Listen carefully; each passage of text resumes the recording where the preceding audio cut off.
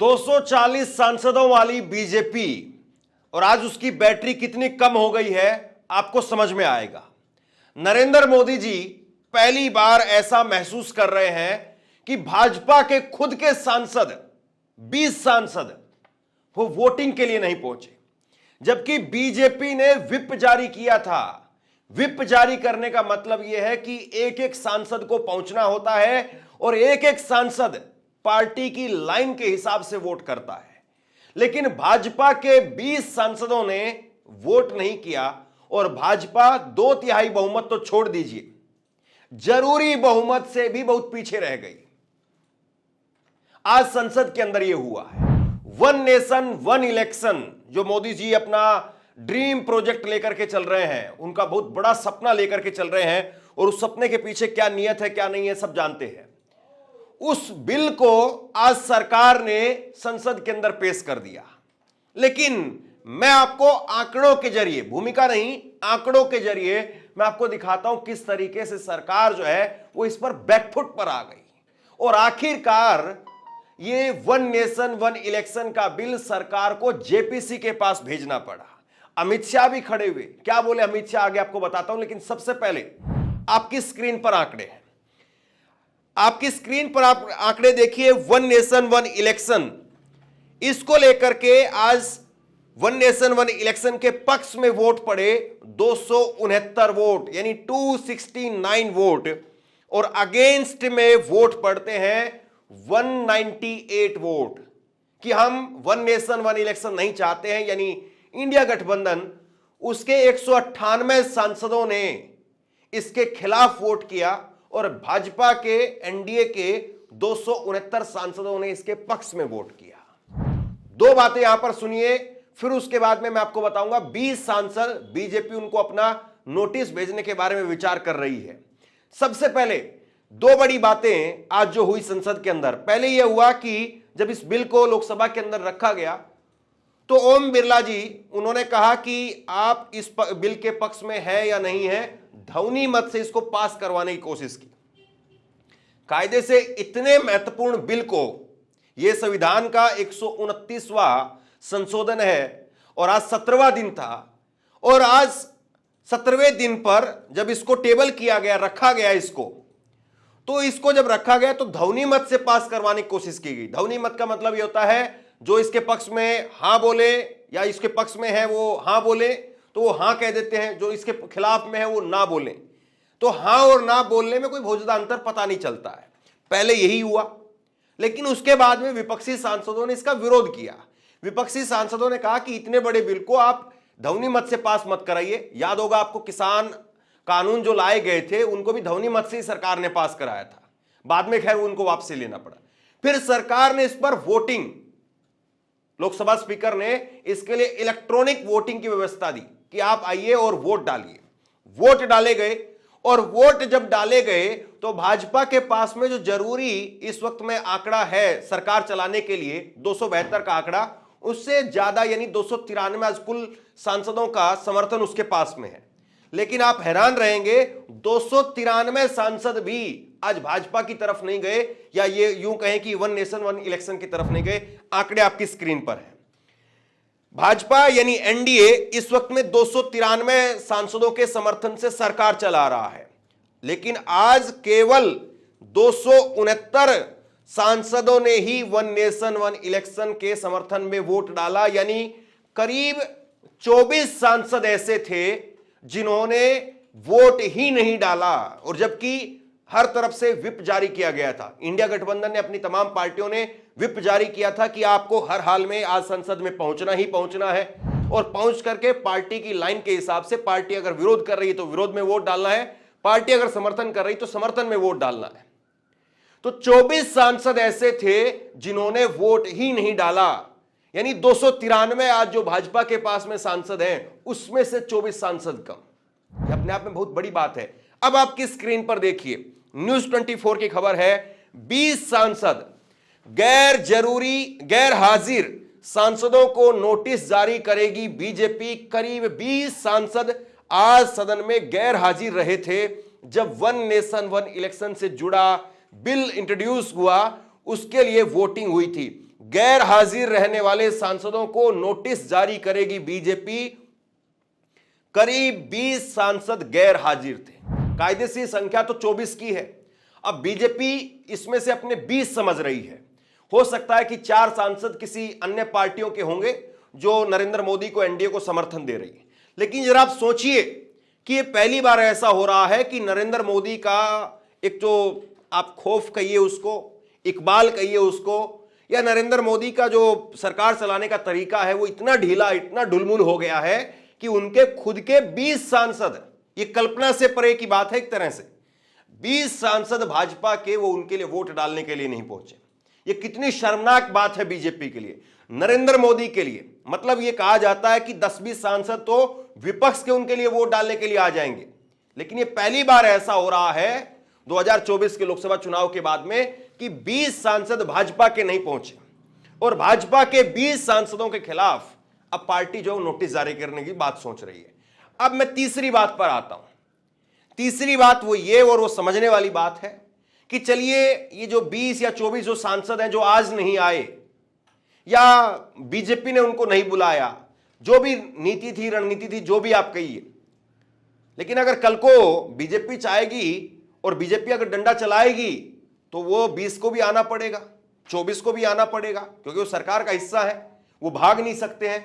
तो क्या फिर बिल पास हो जाएगा? नहीं साहब, तब भी बीजेपी इस बिल को वन नेशन वन इलेक्शन को पास नहीं करवा सकती है। आंकड़े आपकी स्क्रीन पर है। अगर one nation one election bill को पास करवाना है तो इसके लिए संविधान में संशोधन करना पड़ेगा। संविधान में संशोधन करना है तो उसके लिए 2/3 बहुमत चाहिए, और 2/3 बहुमत का मतलब यह है कि जरूरी 161 सांसदों में से 307 सांसद कम से कम उसके लिए वोट करें। अभी अगर वोट मिले हैं जो आज मिले हैं उसका है मतलब 269 वोट मिले हैं, और इसके हिसाब से 38 सांसद आज के हिसाब से कम थे। अगर यह मान लिया जाए कि 293 सांसद बीजेपी के आज नहीं तो कल आ जाएंगे, तो क्या फिर बीजेपी पास करवा पाएगी? नहीं। तब भी जरूरी यानी 2/3 बहुमत का जो आंकड़ा है, 307 का आंकड़ा, उससे बीजेपी के पास में 14 सांसद कम है। यानी बीजेपी किसी भी हालत में आज इस बिल को पास नहीं करवा सकती है, और इसीलिए आखिरकार इस बिल को उठा करके भेज दिया गया जेपीसी में। और ये जेपीसी में वक्फ बोर्ड बिल अभी पहले ही जेपीसी में पड़ा हुआ है, उस पर चर्चा चल रही है। सरकार उसको चाह करके भी इस सत्र के अंदर, शीतकालीन सत्र के अंदर उसको नहीं रख पाई। कहा यह जा रहा है कि हो सकता है कि जो फरवरी में बजट सत्र आएगा तो उसमें आखिरी के दौरान जो है वो वक्फ बोर्ड बिल को लाया जाएगा। लेकिन चलिए वक्फ बोर्ड बिल को एक साइड रखिए, किनारे रखिए। अभी वन नेशन वन इलेक्शन पर अगर बात करते हैं तो वन नेशन वन इलेक्शन पर पहले तो सरकार को अपने सांसदों को टटोलना पड़ेगा कि आपके 20-24 सांसद वो कहां हैं, और अगर वो आ भी जाएंगे तो फिर उसके बाद में 14 सांसद और चाहिए। 14 सांसद का मतलब यह है कि आपको खरीद फरोख्त या तोड़ फोड़ कुछ ना कुछ करना पड़ेगा, या फिर एक आप इस तरीके का माहौल बनाएं कि विपक्ष जो बात कह रहा है उस बात को भी स्वीकार कर ले। अब विपक्ष कह क्या रहा है? विपक्ष कह रहा है कि ये वन नेशन वन इलेक्शन नहीं है, ये one nation one supreme leader बनाने की तैयारी हो रही है। मतलब ये देश एक तो था ही, एक ही रहेगा, लेकिन इस देश में जो अलग अलग नेता हैं, कहीं पर आपको अरविंद केजरीवाल दिखाई देंगे, कहीं पर आपको अखिलेश यादव दिखाई देंगे, कहीं पर आपको राहुल गांधी दिखाई देंगे, कहीं पर आपको उद्धव ठाकरे दिखाई देंगे, कहीं पर आपको एमके स्टालिन, ममता बनर्जी, अलग अलग नेताओं से बनकर के, अलग अलग नेताओं की ताकत से मिलकर के देश की राजनीतिक एक तस्वीर उभर करके सामने आती है। लेकिन विपक्ष ये कह रहा है कि BJP one nation one supreme leader Narendra Modi, उनको जो है वो प्रोजेक्ट करने के लिए, और आज असदुद्दीन ओवैसी ने तो कह भी दिया कि ये वन नेशन वन इलेक्शन नहीं है, ये तो सुप्रीम लीडर की मसाज कराने के लिए, यानी उनको खुशामद करने के लिए पूरी तैयारी हो रही है कि अगर जो कोई भी वन नेशन वन इलेक्शन के खिलाफ काम करेगा या वन नेशन वन इलेक्शन कल को आ जाता है, तो जो भी क्षेत्रीय पार्टी रहेगी वो क्षेत्रीय पार्टी को सुप्रीम लीडर के हिसाब से चलना पड़ेगा। सुप्रीम लीडर कौन? नरेंद्र मोदी। उसके हिसाब से चलना पड़ेगा, वरना उसका नामो निशान मिटा दिया जाएगा। अब जरा प्रैक्टिकली अगर बात को समझें तो ये वन नेशन वन इलेक्शन का जो पूरा फॉर्मूला है या ये पूरा फंडा है, उसमें कहां क्या कमी है। इसमें सबसे बड़ी बात जो कही गई है रामनाथ कोविंद की कमेटी की तरफ से, 5 बड़ी बातें उन्होंने कही थी, मैं पढ़ करके आपके सामने रख देता हूं। उन्होंने कहा था कि सभी राज्य के विधानसभाओं का कार्यकाल वो अगले लोकसभा यानी 2029 तक जो है वो बढ़ा दिया जाएगा। अगर हंग असेंबली बनती है तो, या फिर त्रिसंख्यू विधानसभा हो जाती है हंग असेंबली यानी, या फिर अविश्वास किसी सरकार के खिलाफ प्रस्ताव पास हो जाता है, तो उस स्थिति में नए सिरे से चुनाव होंगे। तीसरे नंबर पर उन्होंने कहा कि फेज नंबर 1 यानी 2029 का चुनाव, फिर 2034 का चुनाव यानी फेज नंबर 2, उस वक्त में जो लोकल बॉडी के इलेक्शन है वो 100 दिनों के अंदर करवाने पड़ेंगे, बाकी फिर हम एक साथ सब कुछ कराएंगे। यानी लोकसभा का चुनाव, विधानसभा का चुनाव और आपके लोकल एमसीडी या जो भी नगर निकाय के चुनाव, और उसके साथ में पंचायतों के चुनाव भी, सब कुछ एक साथ किया जाएगा। उसके बाद में वो चौथी सिफारिश थी उनकी कि चुनाव आयोग लोकसभा विधानसभा चुनाव के लिए सिंगल वोटर आईडी कार्ड तैयार करेगा। मतलब एक ही वोटर आईडी कार्ड तैयार किया जाएगा। ये वैसे तो आप कहेंगे कि भाई वोटर आईडी कार्ड तो एक ही है हमारे पास में, उसी से हम लोकसभा में वोट डालते हैं, उसी से विधानसभा में वोट डालते हैं। लेकिन जब भी कोई चुनाव होता है, विधानसभा का चुनाव होता है या लोकसभा का चुनाव होता है, तो उसके लिए चुनाव आयोग पहले एक बार अपनी पूरी प्रक्रिया चलाती है और उस प्रक्रिया के अंदर देखती है कि कौन कौन वोटर कहां पर पिछली बार था, वो इस बार वो वहां पर है भी या नहीं है। जैसे दिल्ली के अंदर अभी इलेक्शन होने हैं तो दिल्ली के अंदर पहले चुनाव आयोग की पूरी प्रक्रिया चलती है कि कौन सा वोटर वहां पर है या कौन सा वोटर नया जुड़ा है। अब वो कह रहे हैं कि भाई हमें जो भी काम करना है, जो भी प्रक्रिया चलानी है, वो एक बार करेंगे और एक बार करके लोकसभा और विधानसभा के लिए इकट्ठा एक साथ हो जाएगा और एक बार में सिंगल वोटर आईडी कार्ड हो जाएगा। इसके बाद में 5वें नंबर पर उन्होंने कहा कि एक साथ चुनाव करवाने के लिए जितने भी उपकरण चाहिए, ईवीएम मशीन, वीवीपैट वगैरह, और उसके साथ में जो फोर्स चाहिए, जवान चाहिए, उन सब के लिए पहले से तैयारी कर ली जाए। अब जरा एक बार समझिए जरा आसान भाषा में कि इसका पूरा मसला जो है वो है क्या। वन नेशन वन इलेक्शन अगर कल को हो भी जाता है तो मान करके चलिए आप कि पूरे देश में एक साथ लोकसभा और विधानसभाओं के चुनाव करवाने के लिए कम से कम जो 6 महीने का समय लग सकता है। क्योंकि फोर्स तो ऐसा नहीं है कि हम कहीं से बाहर दूसरे देश से ले आएंगे। यही होता है फोर्स के लिए कि जम्मू कश्मीर में जो जो जवान तैनात किए गए सुरक्षा के लिए, वो जवान जो है वो हरियाणा में भेज दिए जाते हैं। जब हरियाणा का चुनाव खत्म हो जाता है तो राजस्थान में भेज दिए जाते हैं। राजस्थान का खत्म हो गया तो गुजरात में, मध्य प्रदेश में, जहां जहां चुनाव होता है वहां पर चुनाव के लिए फोर्स जो है वो भेजी जाती रहती है। अब अगर ऐसे में एक साथ अगर चुनाव करवाना है तो पहली बात तो फोर्स चाहिए आपको, और क्या उतनी फोर्स जो है वो हम कर पाएंगे? क्योंकि अभी तो हम फोर्स को रेगुलेट करते हैं, इधर से उधर, उधर से इधर, उधर से इधर, उधर से उधर। फिर हमारे पास ईवीएम और वीवीपैट चाहिए। उतनी ईवीएम और उतनी वीवीपैट क्या उतने समय में बन पाएंगी? फिर क्या उनकी सुरक्षा, ईवीएम और वीवीपैट की सुरक्षा वो, और अगर मान लीजिए सारा काम कर भी दिया और उसके बाद में अगर एक काम हो गया, और वो ये कि अगर किसी को भी बहुमत नहीं मिला, अगर हंग असेंबली हो गई, त्रिशंकु विधानसभा हो गई, तो फिर क्या होगा? फिर ये होगा कि फिर से राष्ट्रपति का जो है वो शासन लगे और उसके बाद में 6 महीने के बाद फिर से चुनाव हो। मतलब आप समझ रहे हैं, अगर आप ये मान करके चले कि अगले साल जो है वन नेशन वन इलेक्शन की प्रक्रिया शुरू हो गई है, तो आप मान करके चलिए कि जनवरी में आचार संहिता लगेगी। ऐसे भी आमतौर पर भी जनवरी में आसपास में हमारी आचार संहिता लगती है, मई में जाकर के या फरवरी में आचार संहिता लगती है, तो मई में जाकर के रिजल्ट आता है। अब वन नेशन वन इलेक्शन होगा तो जनवरी में जाकर के आचार संहिता लगेगी और करीब करीब जाकर के, अब भी जून में रिजल्ट आया था, जून जुलाई तक रिजल्ट जो घोषित होंगे। और अगर किसी को बहुमत नहीं मिला तो उसके बाद में राष्ट्रपति शासन और उसके बाद में फिर इलेक्शन की प्रक्रिया। मान करके चलिए पूरा देश जो है वो ठप हो जाएगा। मतलब अभी भी जब चुनाव होते हैं तो कोई रजिस्ट्री नहीं होती है, सरकारी कामकाज जितने होते तकरीबन ठप हो जाते हैं।